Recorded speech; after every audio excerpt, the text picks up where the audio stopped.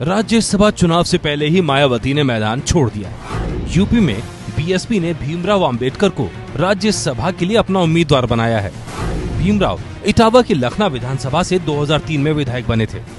अभी तक चर्चा ये थी कि मायावती खुद राज्यसभा में जाना चाहती हैं और इसीलिए वो वोटों का गणित बैठाने में लगी थी।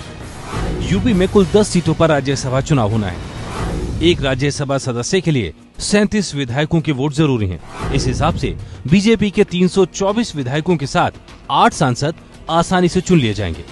9वीं सीट के लिए समाजवादी पार्टी का दावा पक्का दिख रहा है, क्योंकि उसके 47 विधायक हैं। समाजवादी पार्टी के पास 10 विधायकों के वोट ज्यादा हैं, इसलिए मायावती ने इस चुनाव में एसपी से दोस्ती का ऐलान किया है। अपने 19 और एसपी के 10 विधायकों के साथ मायावती की बीएसपी के लिए 29 वोटों का इंतजाम हो गया।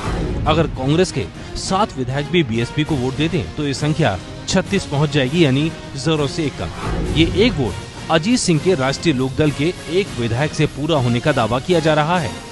लेकिन ये गणित उतना सीधा है नहीं जितना दिख रहा है, क्योंकि अखिलेश यादव के चाचा शिवपाल यादव हैं तो समाजवादी पार्टी में, लेकिन ये जरूरी नहीं कि उनके और उनके समर्थक विधायक पार्टी लाइन के हिसाब से बीएसपी के लिए वोट करें। यही नहीं, राजा भैया जैसे निर्दलीय विधायक भी अब अखिलेश यादव के समर्थक नहीं माने जाते हैं। यानी बीएसपी के लिए जरूरी 37 वोटों का इंतजाम करना मुश्किल हो सकता है।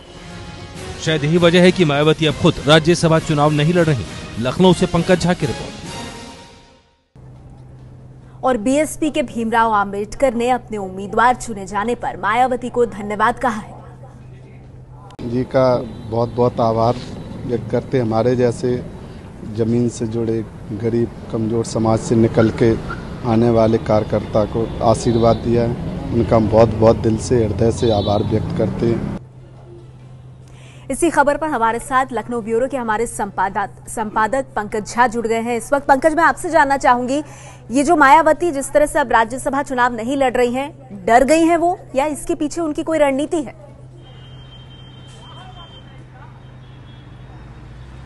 देखिए, दोनों बातें हैं, रणनीति भी है और डर भी है। मायावती को ऐसा लग रहा था कि अगर वे खुद चुनाव मैदान में उतरती हैं तो जिस तरीके के हालात हैं, विधायकों का गणित है, उसमें कुछ भी हो सकता है, क्योंकि कांग्रेस ने अब तक समर्थन देने का वादा नहीं किया है। अगर वो समर्थन दे भी देती है तो भी बहुत कुछ निर्भर करता है कि क्या क्रॉस वोटिंग, कितना कुछ हो सकता है।